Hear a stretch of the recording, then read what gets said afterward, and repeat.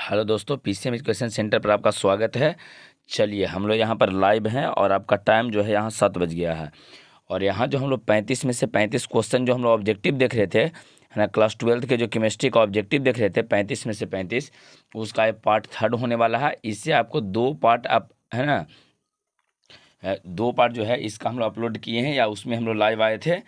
तो यहाँ ये आपका तीसरा पार्ट होने वाला है।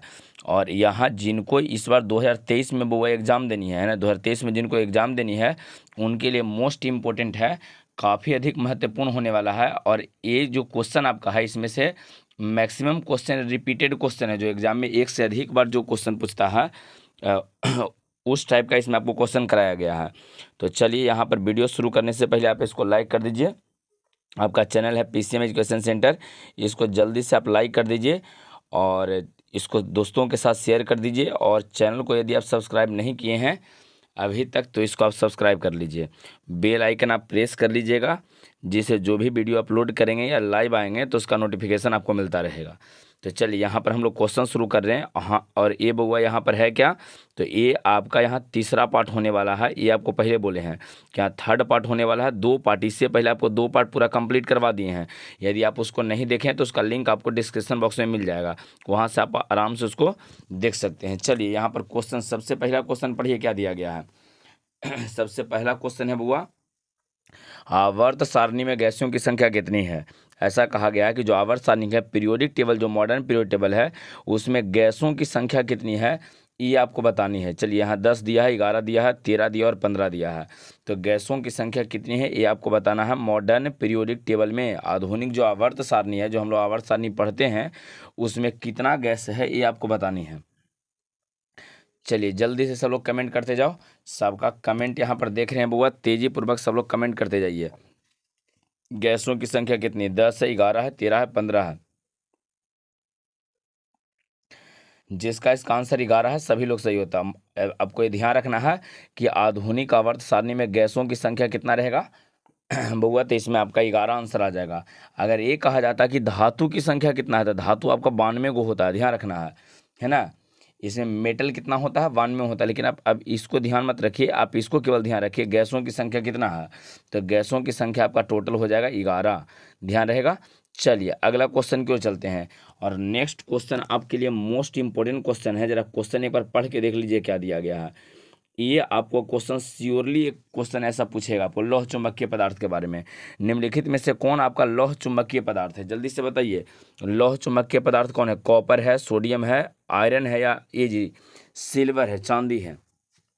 तो आप जल्दी से एक बात बताइए कि इसमें से लौह चुंबकीय वाला जो पदार्थ है, लौह चुंबकीय पदार्थ, इसमें से कौन है, कौन आपका लौह चुंबकीय पदार्थ होगा। चलो जिसका इसका आयरन है सभी लोग सही हो, ये भी इसका आंसर आ जाएगा। लेकिन आपको ध्यान रखिएगा कौन कौन है। फेरस है, क्वाल्ट होता है, एक होता है बउआ निकेल, एन आई, निकेल, एन आई, एफ ई फेरस हो गया और यहाँ पर सी ओ, सी ओ मीन्स क्वाल्ट हो गया, और एन आई निकेल हो गया। इसको बोलते हैं फेकोनी, ध्यान रहेगा बउआ, फेकोनी। तो जो फेकोनी आपका होता है ये लौह चुंबकीय पदार्थ होता है। कौन कौन सा, अगर लौह चुंबकीय पदार्थ की बात की जाए कि इसमें से लौह चुंबकीय कौन कौन है, तो आपको कौन सा ध्यान रखना है, तो लौह चुंबकीय में आपको ध्यान रखना है फेरस। सबसे पहला जो है यहाँ पर बउआ फेरस हो जाएगा, एफ ही, एक हो जाएगा क्वाल्ट और एक हो जाएगा निकेल। तो ये 3 गो एक ऐसा आपको धातु है यहाँ पर जो सबके सब आपके लिए लौह चुंबकीय होता है। ठीक है, तो लौह चुंबकीय में फेकोनी आपको ध्यान रखना है। और इसका आंसर आ जाएगा सी, देख लो यहाँ पर आंसर सी है, आयरन दिया है तो आपका आंसर यहाँ पर सी आ जाएगा। एक क्लियर आपको हो गया है। चलिए आंसर यहाँ सी आपका रहेगा। चलो नेक्स्ट क्वेश्चन की ओर चलते हैं। और अगला क्वेश्चन में आपको क्या दिया गया यहाँ पर पढ़िए। नेक्स्ट क्वेश्चन में कहा गया है चलिए यहाँ आप क्वेश्चन एक बार देख लीजिए। ये क्वेश्चन आपका है और क्वेश्चन में कहा गया कि किन पदार्थों में कमजोर वांडरवाल बल कार्य करता है। कौन सा पदार्थ है जिसमें weak van der Waals force of attraction लगता है, कमजोर वांडरवाल बल, है ना। कमजोर वांडरवाल बल किस में लगता है आपको बताना है। ठोस पदार्थ में लगता है, द्रव्य में होता है, गैसीय में होता है, सभी पदार्थों में होता है। जल्दी से इसका आंसर कमेंट करो वो क्या रहेगा। कमजोर वांडरवाल बल कहाँ लगता है, जल्दी से आपको बताना है। कमजोर वांडरवाल बल जो है, weak van der Waals force of attraction, कमजोर वांडरवाल बल कहाँ कार्य करता है ये आपको बताना है। ठोस पदार्थ में, द्रवीय पदार्थ में, गैसीय पदार्थ में और सभी पदार्थों में।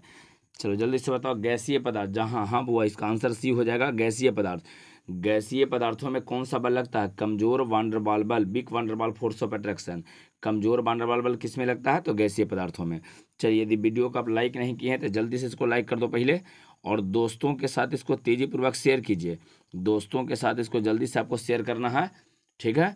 चलिए नेक्स्ट क्वेश्चन की ओर चलते हैं बुआ, यहाँ पर देख लो, और चैनल को जल्दी से सब्सक्राइब कर लीजिए। क्वेश्चन में क्या कहा गया? किसी भी अभिक्रिया में, क्वेश्चन ये कहा गया कि किसी भी अभिक्रिया में, इन एनी रिएक्शन, है ना, किसी भी अभिक्रिया में कैटलिस्ट जो होता है, उत्प्रेरक, किसी भी अभिक्रिया में उत्प्रेरक, ये आपको क्वेश्चन पूछा गया 2020 में, क्वेश्चन आपको पूछा था हुआ, है ना, जो आपको बिहार बोर्ड में जो एग्जाम हुआ है उसमें 2020 में क्वेश्चन आपको पूछा गया था। कहा गया है कि किसी भी जो अभिक्रिया है उस अभिक्रिया में उत्प्रेरक क्या करता है, आपको बताना है।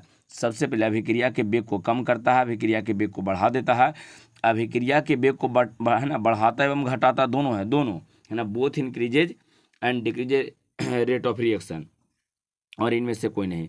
उत्प्रेरक का कार्य क्या होता है आपको बताना है। अभिक्रिया के दर को कम करता है या बढ़ाता है ना, या बढ़ाता और घटाता दोनों है, कम भी करता है और घटा, है ना, कम भी करेगा और बढ़ावेगा भी। तो उत्प्रेरक का कार्य क्या होता है या उत्प्रेरक क्या करता है आपको बताना है। जल्दी से इसका आंसर कमेंट कीजिए। उत्प्रेरक जो है किसी भी रासायनिक अभिक्रिया में उत्प्रेरक का कार्य क्या है, उत्प्रेरक करता क्या है ना, अभिक्रिया के वेग को कम करता है या बढ़ा देता है या दोनों करता है, या इनमें से कोई नहीं। बिल्कुल, जिसका आंसर सी है सभी लोग सही हो। अभिक्रिया के वेग को बढ़ाता भी है और घटाता, दोनों काम करता है। उत्प्रेरक एक ऐसा पदार्थ है जो स्वयं रासायनिक अभिक्रिया में भाग नहीं लेगा। It never takes participate in chemical reaction. रासायनिक अभिक्रिया में भाग नहीं लेगा, लेकिन अभिक्रिया के दर को या तो बढ़ाता है या तो घटाता है, दोनों है ना करता है, बढ़ाएगा भी और घटाएगा भी। तो इसका आंसर आपका सी हो जाएगा। उत्प्रेरक क्या करता है बुआ? तो अभिक्रिया के वेग को बढ़ाता भी है और घटाता भी है। इसका आंसर आपका सी आ जाएगा। क्लियर हो गया यहाँ तक? इसका आंसर कौन सा रहेगा बुआ? सी। नेक्स्ट क्वेश्चन की ओर चलो, और यहाँ पर देखिए एक क्वेश्चन कहा गया है, निम्नलिखित में से कौन अनुसंख्य गुण धर्म है, गुण है ना, अनुसंख्य गुण के बारे में आपको बताना है कि इसमें से कौन है। चलिए जल्दी से बताइए, निम्नलिखित में कौन अनुसंख्य गुण धर्म है। ये चीजें कॉलिगेटिव प्रॉपर्टी, आपको ये बताना है कि कौन कॉलिगेटिव प्रॉपर्टी आपका है, अनुसंख्य गुण कौन है। ऐसा क्वेश्चन पीछे के वीडियो में भी आपको डिस्कस किए हैं बुआ। अनुसंख्य गुण है ना, इसमें कौन है ये आपको बतानी है। यहाँ आपको दिया गया श्यानता है, पृष्ठ तनाव है, तरलता है और परासरण दाब है। तो जल्दी से बताइए अनुसंख्य गुणधर्म इसमें कौन रहेगा। अनुसंख्य गुणधर्म जो है बुआ, इसमें से कौन जो है आपका, ये आपका अनुसंख्य गुणधर्म रहेगा। जल्दी से बताइए। चलिए यहाँ पर पहले देख लीजिए, ऐसे इसका आंसर जो हो जाएगा परासरण दाब होगा। कौन कौन अनुसंख्य गुणधर्म होता है ये आप पहले यहाँ पर देख लीजिए। अनुसंख्य गुणधर्म कौन कौन होता है ये आपको पहले यहाँ समझ लेना है। और यहाँ देखिए एक आपको इमेज यहाँ पर आ रहा है, देखिए पहले अनुसंख्य गुणधर्म का, यहाँ पर अनुसंख्य गुणधर्म का इमेज यहाँ पर आ रहा है। सबसे पहले देख लीजिए, अगर आपको एक क्वेश्चन तो आपको निश्चित एग्जाम में पूछेगा। एक क्वेश्चन जो है वो कई बार रिपीटेड क्वेश्चन है, इस तरह के क्वेश्चन आपको पूछता ही है। खाली ऑप्शन वहाँ पर चेंज रहता है, चारों में से कोई एक ऑप्शन इसमें आपको देगा। जो चार गो ऑप्शन है वो उस चारों में से कोई ना कोई एक ऑप्शन इसमें से आपको देता है। तो चलिए पहले देख लीजिए, अनुसंख्य गुणधर्म 4 प्रकार के होता है। सबसे पहले ध्यान रखना, अनुसंख्य गुणधर्म कितने प्रकार का होता है वो? तो 4 गो इसका टाइप होता है। 4 गो कौन कौन होता है? तो यहाँ पर थोड़ा सा आप नाम पढ़ना शुरू कीजिए, है ना। वाष्प दाब का सापेक्षिक अवनमन होता है, देख लीजिए। वाष्प दाब नहीं होता है बुआ, वाष्प दाब की बात हम नहीं कर रहे हैं। वाष्प दाब का सापेक्षिक अवनमन टोटल मिला के आपका अनुसंख्य गुणधर्म होता है ना। टोटल मिला के आपके लिए अनुसंख्य गुणधर्म बनेगा। क्वथनांक का उन्नयन, हिमांक का अवनमन और परासरण दाब। तो यहाँ पर आपका अनुसंख्य गुणधर्म 4 प्रकार का होता है। वाष्प दाब का सापेक्षिक अवनमन, क्वथनांक का उन्नयन, हिमांक का अवनमन और परासरण दाब। तो इसमें से कोई ना कोई आपको मिलेगा। क्वेश्चन रहता है कि निम्नलिखित में से कौन अनुसंख्य गुणधर्म है, तो ये चारों में से कोई ना कोई एक आपको मिल जाएगा। श्यानता नहीं होता सर, पृष्ठ तनाव नहीं होता, तरलता नहीं होता, बचा परासरण दाब। देखिए चौथा यहाँ पर ऑप्शन में, तो आपका बताइए इसका आंसर क्या आ जाएगा? परासरण दाब। आपका आंसर क्या हो जाएगा बुआ? परासरण दाब। परासरण दाब जो है ये आपका अनुसंख्य गुणधर्म होता है। चलिए नेक्स्ट क्वेश्चन की ओर चलते हैं। यहाँ पर ये भी एक इंपॉर्टेंट क्वेश्चन है, पूछा गया क्वेश्चन ये है बुआ, देख लो यहाँ पर क्वेश्चन में क्या है।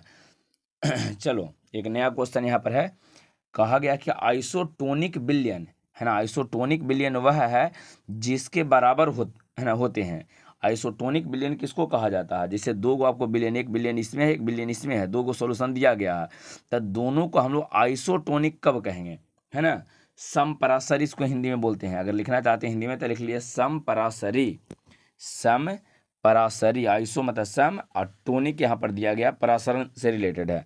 समपरासरी आइसोटोनिक में क्या बराबर होता है? ऑप्शन आपको दिया गया है, जल्दी से पहले आप ऑप्शन पढ़ लीजिए।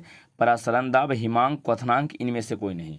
तो आपको बताना है कि समपरासरी में, समपरासरी मतलब आइसोटोनिक में क्या बराबर होता है, जल्दी से बताना है। बिल्कुल इसके नाम से ही पता चल गया, जब समपरासरी कहा गया मतलब परासरण दाब समान होगा। परासरण दाब आपका आंसर आ जाएगा ए। आंसर कौन सा रहेगा बउआ? ए। आपका आंसर इसमें जो बन जाएगा ए यहाँ पर होगा।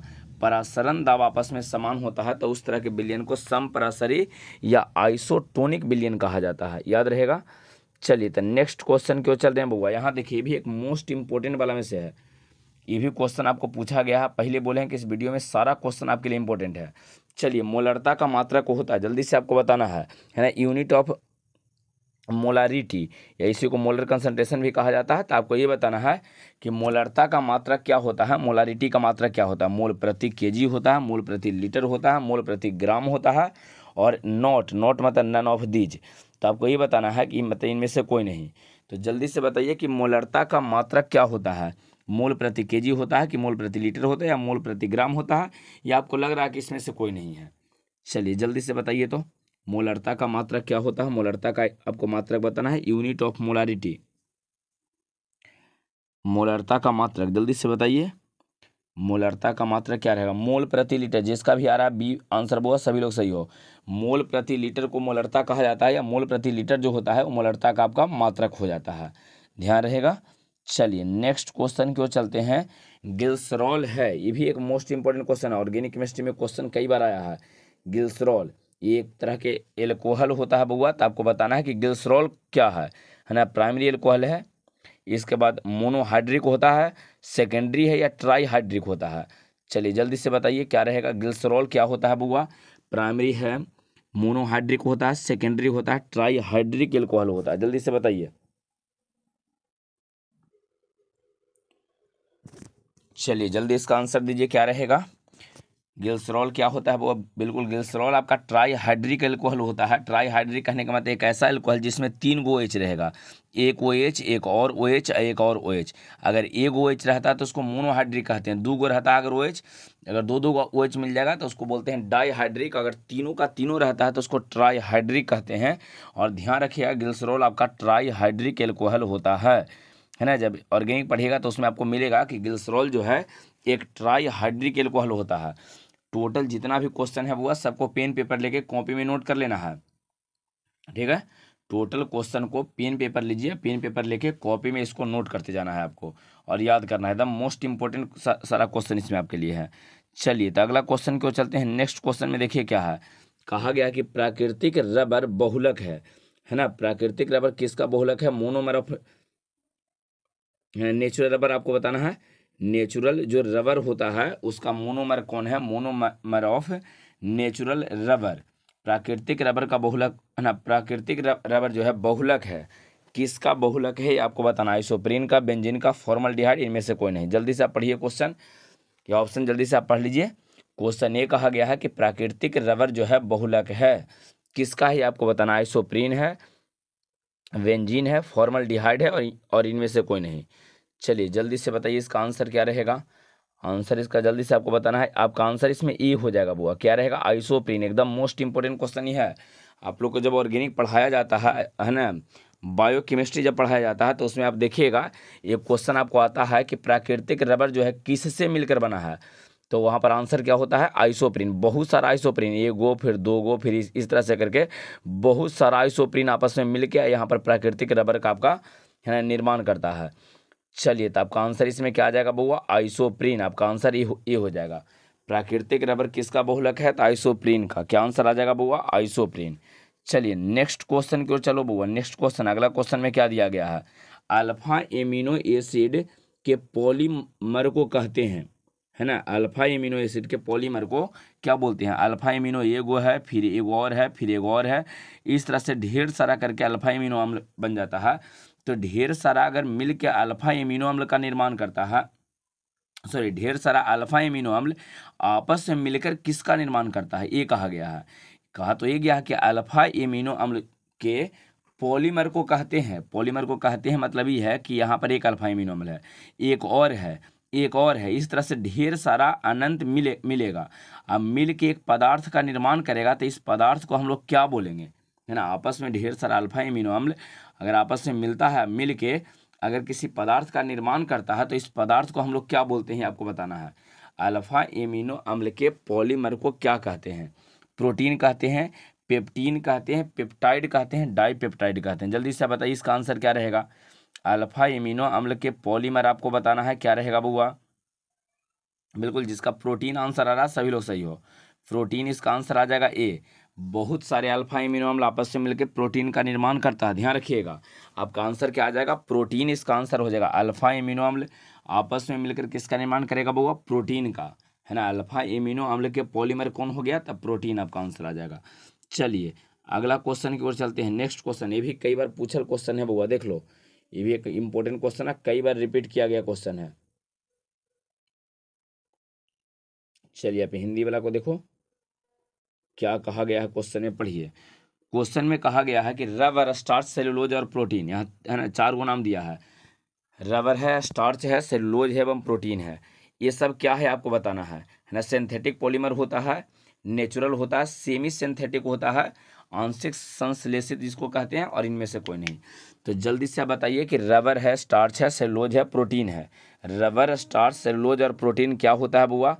संश्लेषित रबर है, मतलब मानव इसको बनाया है, ये कहा गया कि मानव द्वारा बनाया गया है। चलिए, संश्लेषित मतलब मानव द्वारा बनाया गया है। प्राकृतिक पॉलीमर है, ये आपसे कहा गया है, या मतलब प्राकृतिक मतलब वैसी चीज़ें जिसको भगवान जी बना के भेजे हैं। और आंशिक संश्लेषित होता है, आंशिक अर्ध संश्लेषित है, इनमें से कोई नहीं। तो जल्दी से बताइए क्या रहेगा। मोस्ट इंपॉर्टेंट क्वेश्चन है, इसको एकदम निश्चित आपको ध्यान रखना है, इसको आपको कॉपी में लिखना ही है। चलिए, प्राकृतिक जिसका आ रहा है सभी लोग सही हो। ध्यान रखना, रबर है, स्टार्च, सेलुलोज और प्रोटीन, ये सब के सब प्राकृतिक चीज़ें हैं, सबके सारा का सारा आपका प्राकृतिक, है ना, प्राकृतिक पॉलीमर होता है। फिर से इसको एक बार पढ़ लीजिए आप। रबर है, स्टार्च है, सेलुलोज है और प्रोटीन है। रबर, स्टार्च, सेलुलोज और प्रोटीन, रबर, स्टार्च, सेलुलोज एवं प्रोटीन, ये सब के सब क्या होता है? तब प्राकृतिक होता है बुआ, क्या रहता है? प्राकृतिक पॉलीमर होता है, ध्यान रहेगा। तो चलिए इसका आंसर जो आपका आ जाएगा यहाँ पर बी आपका आंसर आ जाएगा। ये क्लियर हो गया है। चलो अगला क्वेश्चन की ओर चलते हैं बुआ। नेक्स्ट क्वेश्चन में पढ़िए क्या दिया गया है। कॉपर धातु का शोधन, यहाँ देख लीजिए क्या कहा गया है।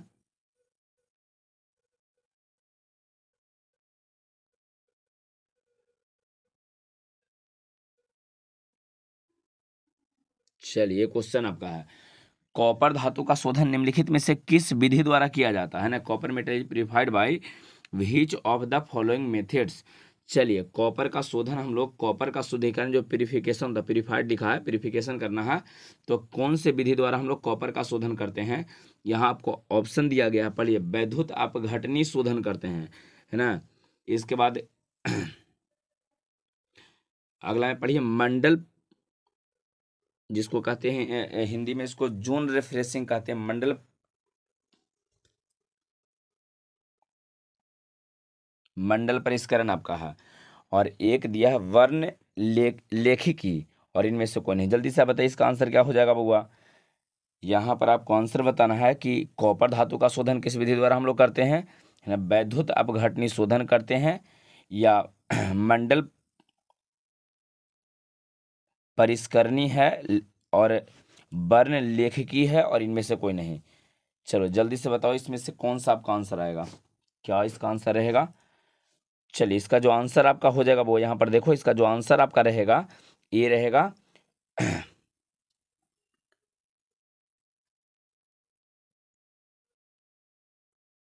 वैद्युत अपघटनी शोधन, ध्यान रहेगा वो वैद्युत अपघटनी शोधन। आपका आंसर क्या हो जाएगा? वैद्युत अपघटनी शोधन। चलिए यहाँ तक आपको ये क्लियर हो गया है। तो कॉपर धातु का शोधन, है ना, हम लोग किसके द्वारा करते हैं, तब वैद्युत अपघटनी शोधन द्वारा करते हैं। एनोड कैथोड वाला प्रोसेस इसमें होता है ना। वैद्युत अपघटनी शोधन जो होता है उसमें एनोड और कैथोड आप लोग पढ़े होंगे, अगर 12th में अगर पढ़ा होगा रेगुलर वाला बैच में, तो उसमें आपको ऐसा मिला होगा कि एक है ना, एक एनोड होता है, एक कैथोड होता है, इस तरह से करके कंडीशन मिला होगा। तो यहाँ पर आपको ध्यान रखना है कि कॉपर धातु का शोधन जो है वैद्युत अपघटनी शोधन द्वारा करते हैं, याद रहेगा आपको। चलिए अगला क्वेश्चन की ओर चलते हैं। नेक्स्ट क्वेश्चन में यहाँ देखिए, नेक्स्ट क्वेश्चन आपको क्या कहा गया, PCl5 के बारे में कहा गया है। और ये भी एक मोस्ट इंपॉर्टेंट है बुआ, ये कंपाउंड जो है आपके सिलेबस में दिया है पढ़ने के लिए और इसके बारे में काफ़ी अधिक आपको सिलेबस में पढ़ना, बहुत सारा इसमें डाटा आपको पढ़ना है PCl5 के बारे में। लेकिन यहाँ पर कहा गया है कि PCl5 एक है। PCl5 क्या है, यहाँ ऑक्सीकारक होता है, ऑक्सीडाइजिंग एजेंट है, अवकारक है मतलब रिड्यूसिंग एजेंट है, ऑक्सीकारक एवं अवकारक दोनों है ना, both oxidising and reducing agent, और नन ऑफ द जिनमें से कोई नहीं है। तो जल्दी से बताइए कि PCl5 क्या होता है, ऑक्सीकारक होता है, अवकारक होता है, ऑक्सीकारक अवकारक दोनों होता है और इनमें से कोई नहीं। चलो जल्दी से बताओ बुआ क्या रहेगा, PCl5 क्या है, ऑक्सीकारक है, अवकारक है, दोनों है, इनमें से कोई नहीं। चलिए इसका आंसर आ जाएगा क्या बुआ, ऑक्सीकारक। जिसका ऑक्सीकारक आ रहा है सभी लोग सही हो। PCl5 एक बेहतर ऑक्सीकारक होता है, एकदम ध्यान रखिएगा। PCl5 जो आपका होता है बुआ एक काफ़ी अच्छा ऑक्सीकारक होता है, एकदम बेहतर ऑक्सीकारक होता है, ये आपको ध्यान रखनी है। ये क्लियर हो गया है, एक बेहतर ऑक्सीकारक होता है आपका PCl5। नेक्स्ट क्वेश्चन की ओर चलो बुआ। नेक्स्ट क्वेश्चन में क्या आपको कहा गया, पॉलीथीन एक बहुलक है। क्वेश्चन में कहा गया कि पॉलीथीन जो है एक बहुलक है। तो पॉलीथीन एक किसका बहुलक होता है, जल्दी से बताना है ना। इथेन का, इथीन का, प्रोपीन का, इथाइन है ना, इथाइन का। तो जल्दी से बताइए पॉलीथीन किसका बहुलक होता है बुआ, पॉलीथीन किसका बहुलक होता है, पॉलीथीन किसका बहुलक होता है, जल्दी से बताइए। देखो एक आपको इसमें ट्रिक बता देते हैं, जिसमें पॉली लगा हो ना तो उसमें पॉलिया को हटा दो और जो बच जाता वही आपका आंसर होता है। थीन बचा हुआ, थीन इसमें है नहीं है, थीन इसमें आया है, देख लीजिए बी वाला में इथीन में थीन आया, तो आपका आंसर इसमें बी हो जाएगा। समझ में आया, जहाँ पर पॉली लगा रहे ना तो उसमें से पॉली को हटा दीजिए, जो बचे उससे आंसर आप देख लीजिए। तो पॉलीथीन किसका बहुलक हुआ, तो इथीन का, आपका आंसर इसमें बी आ जाएगा है ना। इसका आंसर क्या रहेगा बुआ, इसमें आंसर आपका बी हो जाएगा। चलिए अगला क्वेश्चन की ओर हम लोग चल रहे हैं और यहाँ पर देखो बुआ नेक्स्ट क्वेश्चन में आपको क्या दिया गया है, जल्दी से क्वेश्चन देखिए। इसमें कहा गया कि लोहा का प्रमुख अयस्क है। जल्दी से आपको बताना है कि लोहा का मुख्य अयस्क कौन सा है। क्वेश्चन पूछा गया है बुआ और पीछे के वीडियो में वो हो सकता है क्वेश्चन आपको दिए होंगे। तो चलिए जल्दी से आप बताइए लोहा का मुख्य अयस्क कौन सा है ना। चीफ ओर ऑफ आयरन ई, चीफ मतलब है ना मुख्य होता है, जैसे चीफ मिनिस्टर है ना, तो एकदम मुख्य मिनिस्टर हो गया है ना। तो जल्दी से बताना है कि आपको लोहा का मुख्य अयस्क कौन सा है ना। मैग्नेटाइट, सिडेराइट और हेमेटाइट दिया है और इसके बाद कहा गया सभी। तो जल्दी से बताइए कि लोहा का मुख्य अयस्क कौन सा है। मैग्नेटाइट है, सिडेराइट है, हेमेटाइट है और सभी। जल्दी से इसका नाम पढ़ते जाइए, क्या है, मैग्नेटाइट, सिडेराइट, हेमेटाइट और सभी। जो जल्दी से इसका आंसर बताइए क्या रहेगा बुआ, लोहा का मुख्य अयस्क कौन सा है, लोहा का मुख्य अयस्क कौन सा रहेगा। मैग्नेटाइट रहेगा, सिडेराइट रहेगा, हेमेटाइट रहेगा और इसके बाद सभी दिया है। जल्दी से इसका आंसर बताइए क्या रहेगा। हाँ बिल्कुल सभी, जिसका आंसर आ रहा है ना वो लोग सही हो, इसका आंसर दिया जाए सबके सब। Hematite, magnetite, siderite, iron pyrite, चार को आपको सिलेबस में पढ़ना है ना। Hematite, magnetite, siderite, iron pyrite. अगर आप लिखना चाहते हैं तो इसको चारों के नाम लिख सकते हैं। तीन को यहाँ दिया गया है ना। कौन कौन दिया है, तो हेमेटाइट दिया है, मैग्नेटाइट दिया है, सिडेराइट दिया है, एक होता है आयरन पाइराइट। लिखना चाहते जल्दी से लिख लीजिए आयरन पाइराइट। चार को होता है बुआ hematite, magnetite, siderite, iron pyrite. Iron pyrite और सबके सब लोहा का एकदम प्रमुख वाला अयस्क हो गया है ना। सब है ना, सबके सब एकदम मुख्य अयस्क रहता है। चलिए अगला क्वेश्चन की ओर हम लोग चलते हैं। यहाँ पर आंसर आपका सभी हो जाएगा। और नेक्स्ट क्वेश्चन में कहा है कि नाइट्रोजन और ऑक्सीजन क्या है। नाइट्रोजन और ऑक्सीजन क्या होता है बुआ, धातु है, अधातु है, उपधातु है, इनमें से कोई नहीं। जल्दी से बताइए क्या है, नाइट्रोजन एंड ऑक्सीजन है ना। Nitrogen and oxygen are, nitrogen और ऑक्सीजन क्या होता है बुआ, जल्दी से बताओ। धातु होता है ना, अधातु होता है, उपधातु होता है, इनमें से कोई नहीं। नाइट्रोजन और ऑक्सीजन क्या है बुआ, बिल्कुल, जिसका इसका धातु आ रहा है सभी लोग सही हो। धातु होता है, धातु नहीं होता है। धातु जो होता है वो ठोस अवस्था में होता है, वो ठोस।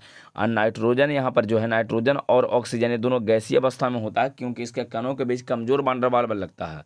तो ये तो गैसीय अवस्था में है, तो कभी भी आपका धातु नहीं बनेगा, ये आपका अधातु होता है।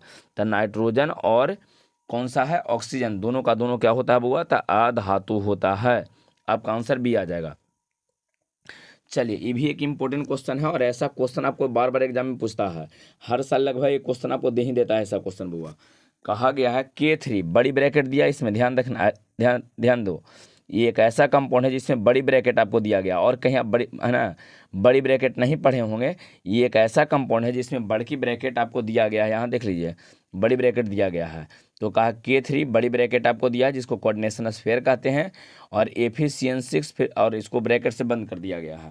तो ये कंपाउंड आप अच्छा से पहले देख लीजिए कैसे कैसे लिखा गया है। एक है, क्या है जो आपको बताना है। ऑप्शन सबसे पहला पढ़िए, क्या दिया, द्विक लवण। क्या दिया हुआ, तो द्विक लवण आपको दिया पहला में, डबल सॉल्ट है। उप सह संयोजक यौगिक, कम्प्लेक्स कंपाउंड या है ना कोऑर्डिनेशन कंपाउंड इसको कहिए। उप सह संयोजक यौगिक, अम्लीय लवण है, साधारण लवण है। तो जल्दी से आपको बताना है कि इसका आंसर क्या रहेगा। जल्दी से इसका आंसर कमेंट कीजिए। देखो वो वीडियो को एकदम लाइक कर दो, पहले सबसे पहले सब लाइक कर दो। चैनल को आप सब्सक्राइब कर लीजिए, दोस्तों के साथ इसको शेयर कीजिए, है ना।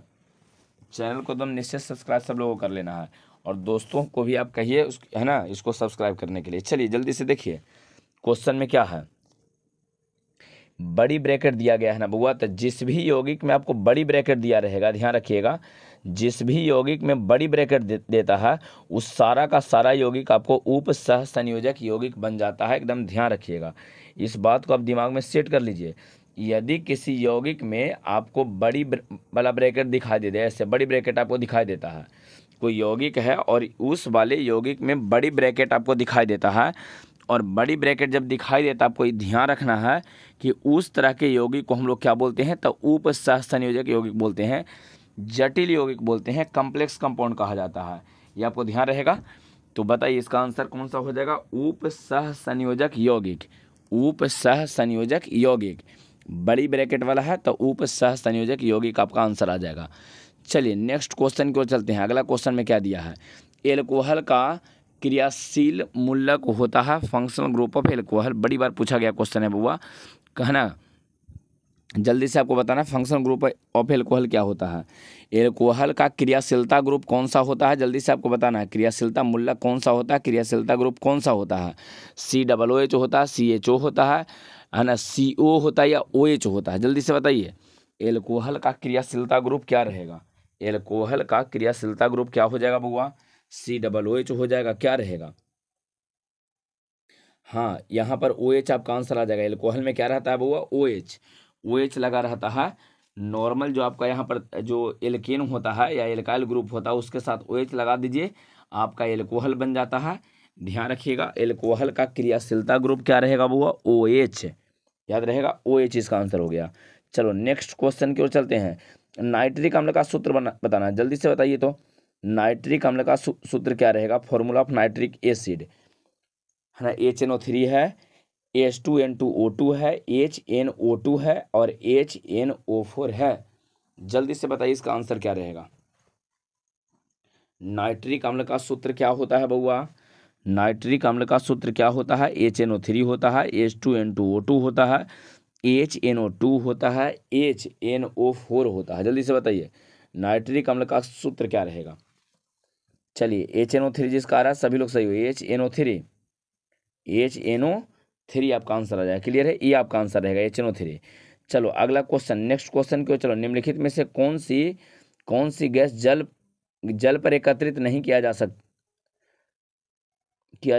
है, यहाँ पर लिखा गया है, सकती है लिखा गया है। चलिए जल्दी से बताइए कौन सा गैस है जिसको जल पे हम लोग एकत्रित नहीं कर सकते हैं। अगर यहाँ पर पानी ऐसे रख दिए हैं तो इसके ऊपर उसको नहीं रख सकते हैं, इसको एकत्रित नहीं किया जा सकता है। जल पर एकत्रित नहीं कर सकते हैं, जल पर जमा नहीं कर सकते हैं। कौन सा है, O2 है, H2S है, SO2 है, N2 है। जल्दी से बताइए कौन सा ऐसा गैस है, ऑक्सीजन गैस है ना, डाइहाइड्रोजन सल्फाइड है, या SO2 है, सल्फर डाइऑक्साइड है, N2 है, नाइट्रोजन है। जल्दी से बताइए किसको एकत्रित नहीं करेंगे बुआ, किसको एकत्रित नहीं किया जा सकता है जल पर, जल के सतह पर किसको हम लोग एकत्रित नहीं कर सकते हैं? बिल्कुल, जिसका SO2 आ रहा है सभी लोग सही हो, क्योंकि जल से SO2 अभिक्रिया कर जाता है, ये सब अभिक्रिया नहीं करेगा, लेकिन SO2 क्या करता है बुआ, अभिक्रिया कर जाएगा, तो उसको एकत्रित कर ही नहीं सकते, वो तो जाकर रास्ता मिल जाएगा, एकत्रित नहीं कर सकते हैं। ठीक है, चलिए अगला क्वेश्चन को चलते हैं। नेक्स्ट क्वेश्चन में पढ़ो क्या है, या ये कहिए कि घुलनशील होता है तो भी वहाँ पर आपका सही हो जाएगा, नहीं। चलिए अगला क्वेश्चन में यहाँ पर दिए हैं आपको। नेक्स्ट क्वेश्चन में क्या, निम्नलिखित में से कौन सी गैस एकल परमाणुक होता है, एकदम अकेले रहता है, शादी ब्याह नहीं करेगा, एकदम अकेले रहेंगे, तो कौन सा गैस है जो एकदम अकेले रहता है? क्लोरीन? नहीं सर, क्लोरीन तो नहीं होगा, क्यों? क्योंकि Cl2 रहता है, 2 गो रहता है। नाइट्रोजन N2 पढ़े हैं, ऑक्सीजन O2 पढ़े हैं, ऐसा तो जानते हो, तो सब 2 गो होल है, सबके ब्याह होल है, लेकिन कौन है जरा ब्याह नहीं हुआ है एकल परमाणु कौन है? हाँ बिल्कुल, हीलियम बउआ का। क्यों? क्योंकि हीलियम का सूत्र क्या होता है, या संकेत क्या होता है, He। हीलियम आपका आंसर आ जाएगा, क्या रहेगा बउआ, हीलियम आपका आंसर इसमें हो जाएगा, हीलियम। कौन एकल परमाणु होता है, तो हीलियम। ठीक है, चलिए अगला क्वेश्चन की ओर चलते हैं। नेक्स्ट क्वेश्चन में पढ़ो। चलिए अगला दिया कि हीलियम का संकेत क्या है, चलिए जल्दी से बताइए, तो हीलियम का संकेत क्या रहेगा? सिंबल ऑफ हीलियम कहा गया है बउआ, हीलियम का संकेत क्या रहेगा? He होगा, Hi होगा, Hm होगा, या ऑल, सब के सब हीलियम का संकेत है। कौन है हीलियम का संकेत, जल्दी से बताइए, आंसर कमेंट करो। हीलियम का संकेत क्या रहेगा? He। जिसका इसका He आ रहा है सभी लोग सही हो, ये आंसर आ जाएगा। जिसका भी आंसर He आ रहा है सभी लोग सही हो, हीलियम का संकेत He होता है। उजला और पीला फास्फोरस क्या है? White and yellow phosphorus. और उजला और पीला फास्फोरस क्या होता है, जल्दी से बताना है। व्हाइट और येलो फास्फोरस क्या होता है? अपरूप होता है, समस्थानिक होता है, समभारिक होता है, सम न्यूट्रॉनिक्स होता है ना, सम न्यूट्रॉनिक्स। जल्दी से बताइए, उजला और पीला फास्फोरस क्या होता है बउआ? अपरूप होता है, समस्थानिक होता है, समभारिक होता है, सम न्यूट्रॉनिक्स होता है, क्या रहता है? अपरूप। बिल्कुल, जिसका अपरूप आंसर आ रहा है सभी लोग से सही हो, एलोट्रोप होता है बउआ, अपरूप होता है। उजला और पीला दोनों को दोनों फास्फोरस ही हैं, तो दोनों को दोनों आपका अपर रूप हो जाएगा, एक ही रूप जैसा है ना। उजला पीला फास्फोरस एक ही रूप जैसा है, अपरूप उसको हम लोग बोल देंगे। क्लियर है, चलिए अगला क्वेश्चन की ओर चलते हैं। H2SO4 क्या है?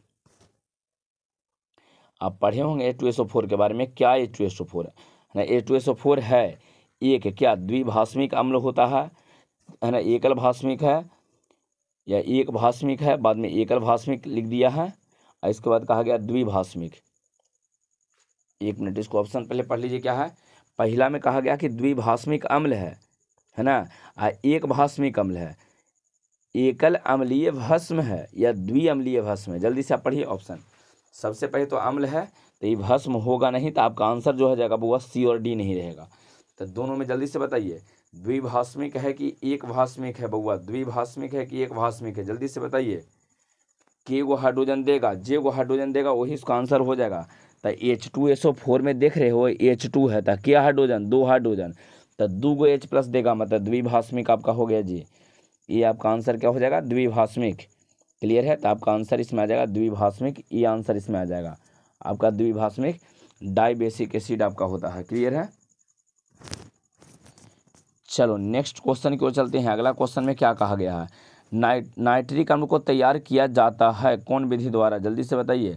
Nitric acid is prepared by, nitric acid जो है हम लोग जो बनाते हैं नाइट्रिक एसिड, इस वाले नाइट्रिक एसिड को तैयार किया जाता है ना, किसके द्वारा हम लोग तैयार करते हैं ये आपको बताना है ना। संपर्क विधि द्वारा, ऑस्टबार्ड विधि द्वारा, प्रकाश संश्लेषण, हैबर प्रोसेस, हैबर विधि है। जल्दी से बताइए कौन सा विधि है जिसको से हम लोग नाइट्रिक अम्ल को तैयार करते हैं? संपर्क विधि द्वारा तैयार करते हैं बउआ, कि ऑस्टबार्ड विधि द्वारा, प्रकाश संश्लेषण, या हैबर प्रोसेस? जल्दी से बताइए कौन सा आंसर रहेगा? प्रकाश संश्लेषण और हैबर प्रोसेस होगा ही नहीं, और नहीं आपका संपर्क विधि होगा। संपर्क विधि से H2SO4 बनता है, न कि नाइट्रिक एसिड। बिल्कुल, आप लोग अगर गेस किए हैं ऑस्टबार्ड वाला, अगर गेस किए हैं तो आपका आंसर सही है, बी आपका आंसर आ जाएगा, ऑस्टबार्ड। यहाँ रहेगा ऑस्ट वर्ल्ड प्रोसेस जो होता है बउआ, इसी द्वारा नाइट्रिक अम्ल को तैयार किया जाता है। अभी पीछे क्वेश्चन दिए थे कि नाइट्रिक अम्ल का संकेत कुछ होता है, तो नाइट्रिक अम्ल का संकेत पीछे क्वेश्चन आया था। अब देख लीजिए पीछे होगा, काफ़ी चल गया उधर। तो नाइट्रिक अम्ल का संकेत HNO3 था, आपको पीछे बताए थे, है ना। नाइट्रिक अम्ल का क्या होता है संकेत बुआ, तो आपका होता है HNO3, ये होता है HNO3। और इसको बनाते किस विधि से हैं, तो ऑस्टबार्ड विधि द्वारा। क्लियर है।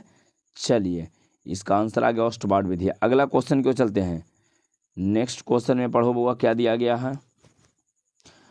आवर्त सारणी के द्वितीय वर्ग में तत्वों की संख्या बतानी है।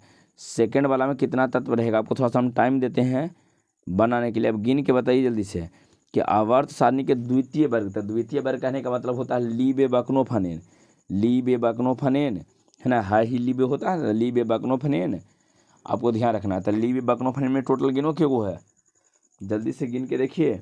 द्वितीय वाला में के गो होता है तत्वों की संख्या, जल्दी से आपको बताना है। अगर पीरियोडिक टेबल याद होगा तो हम फट से आंसर दीजिएगा 8 है। इसका आंसर क्या हो जाएगा वो 8 है ना। आवर्त सारणी के द्वितीय आवर्त में तत्वों की संख्या टोटल कितनी होती है, तो 8 होती है। क्लियर रहेगा। चलिए अगला क्वेश्चन क्यों चलते हैं, गिन के आप देखिएगा 8 ही रहेगा। आवर्त सारणी के ग्रुप पहला के तत्वों को हम लोग क्या बोलते हैं, सबसे पहले का जो ग्रुप होता है, तो सबसे पहले वाले जो ग्रुप है बउआ, ग्रुप 1 के तत्वों को क्या बोलते हैं, क्षारीय धातु कहते हैं, क्षारीय भूमिज धातु कहते हैं, अक्रिय गैस कहते हैं, और इनमें से कोई नहीं। तो जल्दी से आप बताइए कि आवर्त सारणी के ग्रुप पहला जो होता है, जिससे हलीना कब्र से फरार, तो उसको क्या बोलते हैं। हाँ बिल्कुल क्षारीय धातु कहेंगे बुआ, एकदम ध्यान रखो इसको। पहला वाला ग्रुप पहला को हम लोग क्षारीय धातु कहेंगे, ग्रुप दूसरा को हम लोग क्या बोलते हैं, तो क्षारीय भूमिज धातु कहते हैं ग्रुप 2 वाला को। अगर वो 1 वाला है तो 1 वाला को क्षारीय धातु, दूसरा है तो क्षारीय, है ना, भूमिज धातु। क्या रहेगा बुआ, क्षारीय भूमिज धातु। क्लियर है। तो पहला का पूछा है तो आपका आंसर क्षारीय धातु हो जाएगा। क्लियर है। चलिए अगला क्वेश्चन को चलते हैं। नेक्स्ट क्वेश्चन देखिए आ गया क्वेश्चन, शुद्ध जल का पीएच मान कितना होता है। शुद्ध जल का पीएच मान 1, 4, 3, 7, जल्दी से बताइए शुद्ध जल का पीएच मान कितना होता है। शुद्ध जल का पीएच मान, शुद्ध जल का पीएच मान जल्दी से बताओ। शुद्ध जल का पीएच मान 7, जिसका इसका 7 आंसर है। सभी लोग सही हो। 7 एकदम न्यूट्रल होता है बउआ। शुद्ध जल उदासीन होता है ना। शुद्ध जल क्या होता है, उदासीन होता है। चलिए नेक्स्ट क्वेश्चन की ओर चलो। संक्रमण तत्वों को और किन नाम से जाना जाता है। संक्रमण तत्वों को हम लोग क्या बोलते हैं, एस ब्लॉक वाला को बोलते हैं, पी को, डी को, एफ को। संक्रमण तत्व को और किस नाम से जाना जाता है, आपको बताना है। संक्रमण तत्वों को किस नाम से जानते हैं, किस नाम से जानते हैं संक्रमण तत्व को। चलिए SPDF, क्या SPDF, जल्दी से बताइए क्या रहेगा। जिसका इसका डी है सभी लोग सही हो। आंसर सी इसका हो जाएगा बउआ। जिसमें डी ब्लॉक तत्व है, डी ब्लॉक तत्व को संक्रमण बोलते हैं। डी ब्लॉक का जो तत्व है बउआ उसको बोलते हैं क्या, संक्रमण। संक्रमण तत्व कहा जाता है। तो डी इसका आंसर हो जाएगा, डी ब्लॉक वाला। और यहाँ ऑप्शन के आधार पर सी आ जाएगा। चलिए अगला क्वेश्चन, कार्बन की संयोजकता जल्दी से बताइए। कार्बन के बंधन बनाता है बउआ, कार्बन की संयोजकता बताना है। मतलब कार्बन कितना बंधन बनाता है, कार्बन की संयोजकता बताना है। मतलब कार्बन कितना बंधन, 4 बंधन। क्लियर है। जिसका इसका डी आंसर है। सभी लोग सही हो। आंसर 4 हो जाएगा। कार्बन कितना बंधन बनाता है बउआ, तो कार्बन आपका 4 बंधन का निर्माण करता है, 4 बॉन्ड बनाता है, 4 बंधन बनाएगा। चलिए एक क्वेश्चन यहाँ फिर से आया है, देखिए जल्दी से। ये भी एक अति महत्वपूर्ण क्वेश्चन है। ऐसा क्वेश्चन एग्जाम में एकदम श्योरली एक क्वेश्चन पूछता है। कहा गया है कि एक यहाँ पर लिखा है के, बाद में बक्सा दे दिया गया है जिसको कंसंट्रेशन कहते हैं पावर 2, अब बी के पावर 1 है। तो कहा गया है कि इस प्रतिक्रिया जो है बुआ, यहाँ पर अभिक्रिया, उसकी कोटि बतानी है। कोटि कितना रहेगा, कोटि जल्दी से आपको कोटि इसका बता देना है बुआ। कोटि कितना रहेगा, कोटि कितना इसका होगा। कोटि बताने के लिए आपको देखिए क्या करना है। 3 आंसर है तो सही है।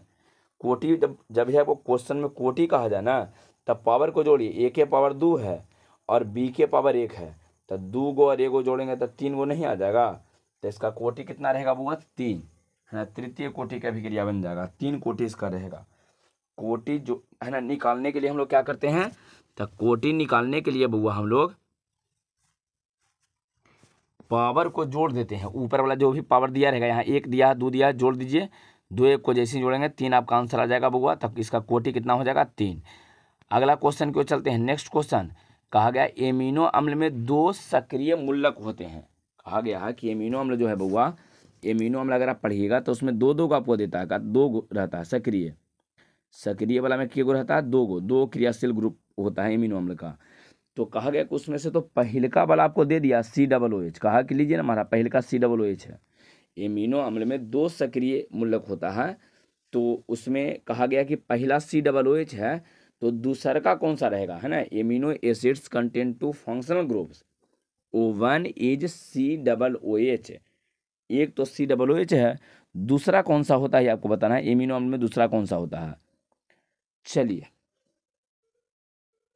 NH2 जिसका है सभी लोग सही, सी आंसर आ जाएगा बुआ, है ना, COOH, और दूसरा होता है NH2। ये दोनों का दोनों आपको एमिनो अम्ल का निर्माण करके देता है। यदि किसी यौगिक में COOH और NH2 दोनों होता है ना, तब इसको हम लोग एमिनो अम्ल कहते हैं। तो एगो तो एमिनो अम्ल में COOH दिया था, तो दूसरा NH2 रहेगा। ये क्लियर हो गया है। चलिए अगर ये क्लियर है तो नेक्स्ट क्वेश्चन की वजह हम चल रहे हैं। अगला क्वेश्चन, यहाँ पर आपका आंसर क्या आ जाएगा बुआ, C। यहाँ पर आंसर क्या रहेगा, C आपका आंसर आ जाएगा। नेक्स्ट क्वेश्चन में चलो क्या दिया गया है, कहा गया है उजला और श्वेत फास्फोरस, अभी बताए थे, सेम क्वेश्चन नहीं बताए हैं बुआ। उजला और श्वेत फास्फोरस को बताए थे कि अपरूप होता है ना, पीछे है ना, लगता है क्वेश्चन थोड़ा सा रिपीट हो गया है। H2SO4 अभी बताए थे, इसको द्विभाषमिक होता है बुआ, द्विभाषमिक, अभी इसी वीडियो में भी पीछे डिस्कस किए। निम्नलिखित में से कौन, हाँ एक क्वेश्चन एक है ना एकदम मोस्ट इंपॉर्टेंट वाला में से है। चलिए सबसे कम अस्थाई कौन है बताना है आपको, इसमें से सबसे कम अस्थाई कौन होता है, जल्दी से बताइए। सबसे कम अस्थाई कौन होता है, लेस स्टेबल, F2O2, है ना, HCl ICl। बिल्कुल ICl जिसका सभी लोग सही हो वो, ICl जिसका सभी लोग सही हो। क्यों, क्योंकि इंटर हैलोजन कंपाउंड होता है ना। ICl जो है 2 अलग अलग हैलोजन से अगर मिल के एक, अगर किसी यौगिक का या मिलाकर हम लोग किसी यौगिक का निर्माण करते हैं, तो यहाँ पर उसको कहा जाता है इंटर हैलोजन। तो ICl में देखो एक आयोडीन है, क्लोरीन है, दोनों हैलोजन है ना। फिर कल बाहर आई आंटी, तो इसको बोलेंगे क्या बुआ, तो इसको बोलेंगे हम लोग इंटर हैलोजन, और इंटर हैलोजन सबसे कम अस्थाई होता है, सबसे कम अस्थाई होता है। तो आपका आंसर बताइए क्या आ जाएगा, D। क्लियर है, आपको याद रहेगा, हाँ तो याद रहेगा तो बहुत अच्छा है, D आपको ध्यान रखना। नेक्स्ट क्वेश्चन, नाइट्रिक अम्ल तैयार किया जाता है ऑस्टबर्ट विधि, अभी पीछे बताए थे, सेम क्वेश्चन रिपीट हो गया है लगता है क्वेश्चन बुआ, ऑस्टबर्ट विधि द्वारा, है ना। चल लीजिए आपका यहाँ पर है ना क्वेश्चन जो था, क्वेश्चन एंड हो चुका है, क्वेश्चन आपका यहाँ पर खत्म हो गया है बुआ। वीडियो का आपका यहाँ पर चैनल का नाम है PCM एजुकेशन सेंटर, और इसको लाइक या शेयर और सब्सक्राइब किए बिना आपको जाना नहीं है बुआ। सबसे पहले तो इस वीडियो को लाइक कर देना है सब लोगों को, इसके बाद दोस्तों के साथ इसको शेयर कीजिए, और चैनल को निश्चित सब्सक्राइब आप कर लीजिए, बेल आइकन प्रेस कर लेना है, जिससे जो भी वीडियो अपलोड करेंगे उसका नोटिफिकेशन आपको मिलेगा। क्लियर है, तो चलिए आज के लिए इतना ही। नेक्स्ट अगला दिन हम लोग देखेंगे 7 बजे से, कितना बजे हुआ रेगुलर आपका क्लास कितना बजे से रहेगा, तो 7 बजे से हम लोग लाइव रेगुलर रहते हैं। आपको ध्यान रखना है कि तीसरा पार्ट ये था बउआ, अब जो हम लोग को बचा हुआ है, मतलब तीसरा के बाद जो चौथा पांचवा, वो अगला वाला क्लास में आपको या नेक्स्ट क्लास में आपको डिस्कस करेंगे उसके बारे में। पेन पेपर लेके टोटल आपको नोट कर लेना है, ठीक है। चलिए।